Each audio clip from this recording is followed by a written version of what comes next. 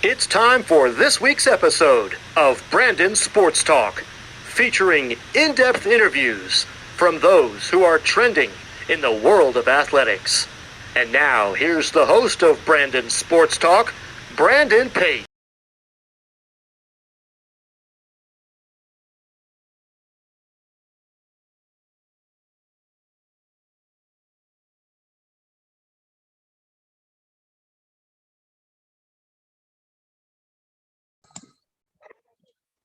Welcome back to Brandon Sports Talk. In today's episode, I have the privilege to interview the Nashville Sounds Promotions Manager, Karly Deland. How are you doing today?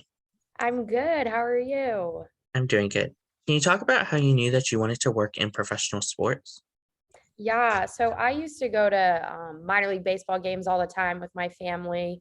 And when I was 6, I told my dad I wanted to be the hot dog vendor so I could work in sports. So since then, it's changed from that dream, but I kind of have known since a young age, and I'm happy that it's finally coming true. What was it like getting your first start with the Patriots baseball as the marketing? Yeah, that was probably a super exciting step in my career. That's my hometown team. I grew up going there, so it was really exciting to be a part of the organization. And they're such a great organization. It's very family based. And I learned a lot, and it was great to get my first step into that. Well, at the time, they were independent league ball, but now they're a minor league affiliate. So it was really exciting to be a part of that and now watch them grow too. How was that like getting your first start in your hometown with the home team? It was really exciting, and it was great to have to be so close to home so that my family could come see me, do what I love and see me grow as a young professional. What were some of your roles with the Patriots in the marketing and promotions? Yeah, so between myself and the other marketing and promotions intern, we were in charge of all of our grassroots marketing. So, pocket scheduling, table events, planning theme nights, and executing in game promotions. And just, those odds and ends, mascot appearances, kind of anything fun and creative that came down to the two of us. What was it like getting to work in the minor leagues on the field program side? Yeah, so the field program was an awesome experience. It was minor league baseball's diversity and inclusion initiative. Myself and 30 other students got to go to Florida and convene on Jackie Robinson's complex, which is just a historical site for our game. And it was really exciting to be a part of and get to meet all these people. It really helped broaden my horizons and kind of show me that there's power in diversity, and that having diverse think is really great for your organization. What was that like, obviously going to the Jackie Robertson field? It was amazing. I had never been there before. So it was really great to just see the history and how they've maintained that. Even just their hotel rooms that we stayed in, they had a list of like previous players that stayed there for spring training. So you got to see like the greatest of the great and kind of what their day to day would have been like back then. Of course, what was it like going to York Relevation to obviously go into marketing? Yeah, that was a really exciting jump. I mean, it was a little bit further from home, but still in the Atlantic League. So I got to see how another Atlantic League team operated. And it was really great to learn a different market and kind of grow um, with the organization. During your time with the York Relevation, what was it like being in charge of game day promotions? It was exciting. They had obviously a lot of different promotions than the Somerset Patriots did. So with my marketing director there, we got to execute a lot of different sponsored elements, but also just have that creative freedom to try out new things that the two of us came up with. And she's an incredible person in the marketing field. Her name's Sarah Daly. I learned so much from her, and she's still a great friend of mine. And I lean on her a lot even to this day. How is it like obviously working in minor league, but then going into college athletics? Yeah, so I actually got my start in college athletics at Ohio State. I interviewed my freshman year to be on their event management staff, and then I'd been there all 4 years of my college career. I loved working for Ohio State. I'm a huge Buckeye girl, but I think it was great to see the comparison between college athletics and then the professional sports world. And I think I fell in love with the family aspect and the small staff aspect of minor league baseball and minor league sports. But I did learn so much from Ohio State. I wouldn't be where I am without them and that staff there. And I do miss it a little bit. I miss that championship mentality, but it was a great 4 years. What was that like during your time with Ohio State, working with three different sports as the fan engagement? Yeah, it was definitely very interesting. I mean, obviously in minor league baseball, we have a set season, but with my sports that I was in charge of at Ohio State, we had some overlap. So I would learn a lot about time management, going from a football game to going to a hockey game, and then basketball overlapped with softball. So you learned a lot, but I was able to see different fan bases, different markets, different budgeting for all the teams. So it was great to see, but it also was like a challenge to balance, which was also a great learning experience. What was that feeling like of going to Myrtle Beach Pelicans, a historical minor league team, for just a short time, working as an Yeah. engagement assistant? Yeah, unfortunately, COVID cut that one short. I left my senior year of college a little bit early. I had the privilege of working with Hunter Hornstein down there for about a month. I learned a ton in that short amount of time. I truly wish that I had more time there because I think I would have learned a lot from himself. Kristen Call, Ryan Moore down there, they are incredible as an organization. But fortunately, I did get that short time there, and I still can rely on those people and kind of pick their brains on things that I'm doing now in this role. Of course, working in merchandise as a manager, what was that like going to Rapid City? Yeah, so I'm a Jersey girl originally, so going to South Dakota was a bit of a culture shock, but it was a great experience. I was fortunate enough to land a sports job in the middle of COVID, and I headed out to South Dakota, kind of undertook a different role that I'm used to, which was the merchandising side of sports. So I learned a lot on, taking inventory, budgeting, learning what fans are buying, being creative on an apparel side of things, which wasn't necessarily something I'd experienced before, aside from just, the giveaways that I would purchase. But that's a huge difference between buying, 1,000 giveaways and supplying a team store for a whole season. What was a typical day in the life as a merchandise coordinator? Yeah, so I'd say on game days, it was pretty much setting up the team store, setting up the registers, making sure our inventory was set for the day of the game. If there was a specific theme that night, making sure that apparel was, forefront and outward facing so fans would stop in. And then I got to oversee our volunteer staff. They were an incredible group. It's the Widows Group of Rapid City. So great group of people. And I still to this day talk to them. They're like my second family. So it was a really great experience. I would say on a non-game day, it was a lot of talking to vendors, trying to see what new apparel was coming out, those new novelty items that you might not think of, just, keeping things fresh and exciting, and maintaining our online store as well. What was that feeling like when you got the call from Nashville Sound to become the promotions manager? Yeah, it was incredible. I kind of applied on a whim, and hoped for the best.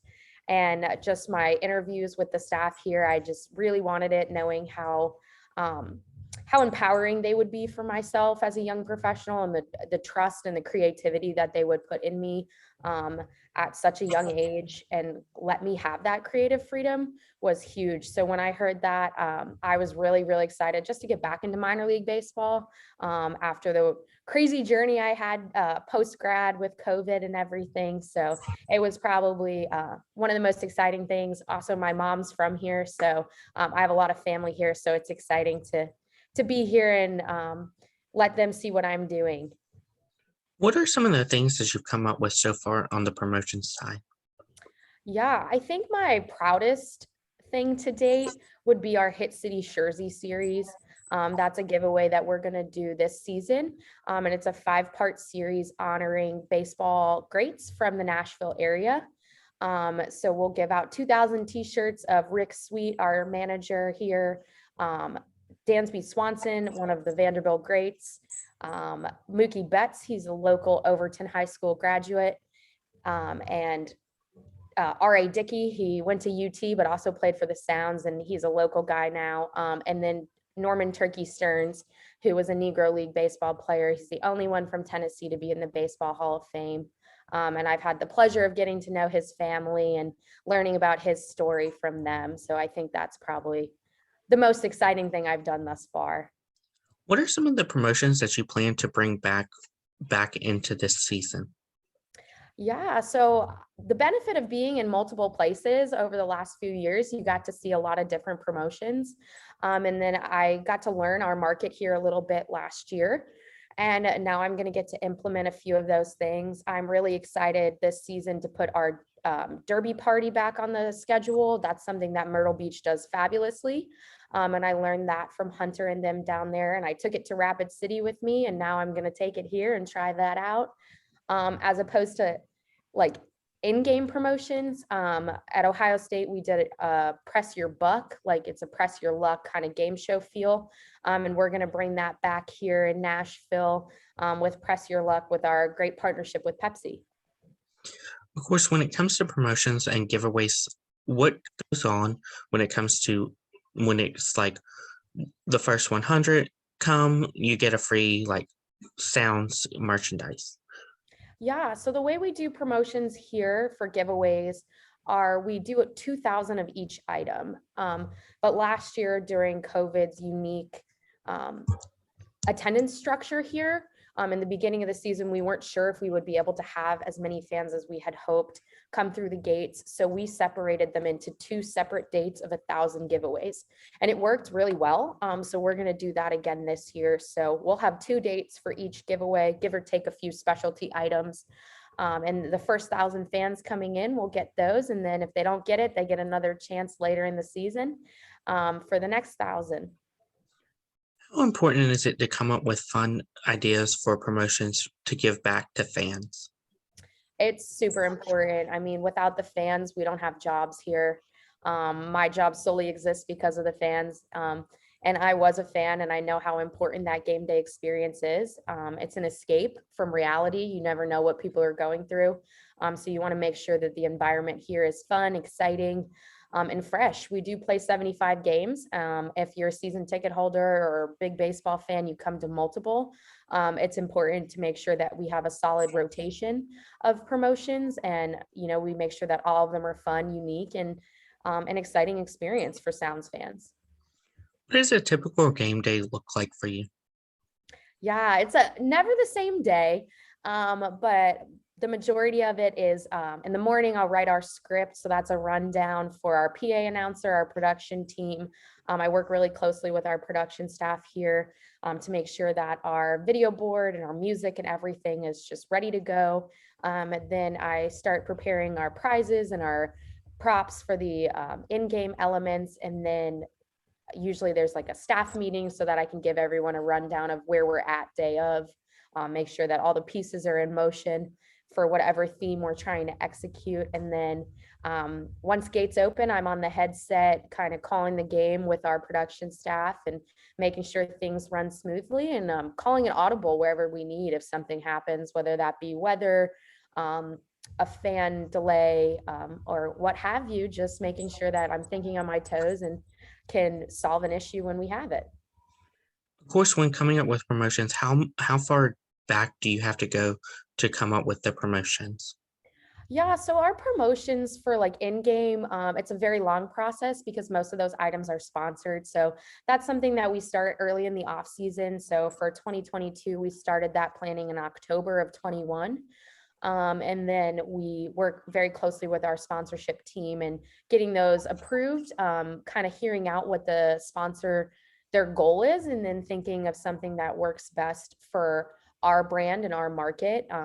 And then working with them to make sure that it's approved on all sides. And then, watching it come to life in April. Where do you find your inspiration when it comes to planning out the promotions?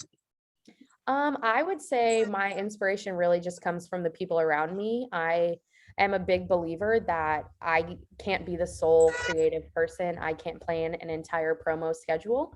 So I always open the floor to my colleagues here at the Sounds. I contact some friends, family, kind of asking them what they've seen, the benefit of working in many, many different sports markets. You have people all over the country that are seeing different things done with different teams. So I like to hear what they've seen and what they like. Another great place is just looking at other teams' promotional schedule, kind of seeing what they're doing, what you think might be transferable, and then getting in contact with them and seeing how they executed it and how we could do it here. Is that like obviously getting in contact with teams such as like let's say the Durham Bulls, the Carolina Mudcats, and even Myrtle Beach Pelicans, finding out what their promotions are to bring over to Nashville Sound? Yeah, minor league baseball is a great collaborative, I would say. People are always willing to pick up the phone and talk to you, talk through things. I know that we are putting together like a Margaritaville, and we weighed very heavily on other teams that have done that because we haven't done it here. So it's really easy. People are always willing to chat, and it's great. And that's something that you could give back as well. So this season, when maybe we have something that works really well or something that doesn't work at all, and that's honest communication, open feedback that we all can share throughout minor league baseball. What is something that you learned now that you didn't know before working in promotions on the minor league level? I think the biggest thing is the importance of taking time for yourself. Here at the Nashville Sounds, they do a really, really great job of making sure that our staff doesn't experience burnout. We have these things called recovery days. So after working for a homestand, you get a day off so you could take time. I think that's something that I wouldn't have done if it wasn't structured, especially being an eager young professional. So it's really been a good lesson in that work-life balance, but also just valuing your mental health and just yourself and your family time. What advice would you give those people looking to work in professional sports? Yeah, I think I would say don't be afraid to say no. I think that there was a lot of opportunities that came my way that I was a little unsure about, and it took a lot of confidence and self-awareness to say no.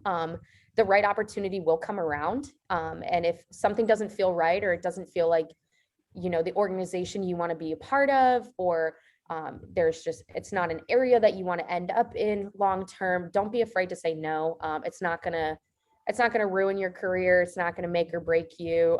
You have to think about yourself, and you have to prioritize your wants, your needs, and what culture fits you best. What advice would you give those people looking to go into promotions on the professional level like you did? Yeah, I would say trust yourself, be open, understand that a lot of people are going to have a lot of opinions about what you do, especially within your front office. And that's great. Absorb their opinions, ask for their feedback, ask for suggestions, but know that you are ultimately the one that knows your role in your department the most. So don't be afraid to say no to those suggestions. Take everything in, learn, hear people out. But ultimately trust in yourself to make the decision. That's great advice. Where can my listeners find you at on social media along with the Nashville Sound? Yeah, so the Nashville Sounds are on all social media platforms, LinkedIn, Twitter, Instagram, Facebook. It's all just Nashville Sounds. Myself, I am more so on LinkedIn, which you can find me at Karly Deland. And then I'm also on Instagram as Karly Deland. Thank you again, Karly Deland, for your interview, and best of luck in your future in this upcoming year with the Nashville Sound as the promotions manager. Thank you, Brandon, for having me. You're welcome. You can find Brandon Sports Talk on Facebook at Brandon Sports Talk, Instagram at Brandon Sports Talk, Twitter at Talk_Brandon, and you can find me on YouTube at Brandon Sports Talk. Don't forget to like, comment, and subscribe. Thank you again, Karly Deland, for your interview, and best of luck in your future. Thank you. You've been watching Brandon Sports Talk. Please feel free to like, share, and subscribe to Brandon Sports Talk on social media and on YouTube.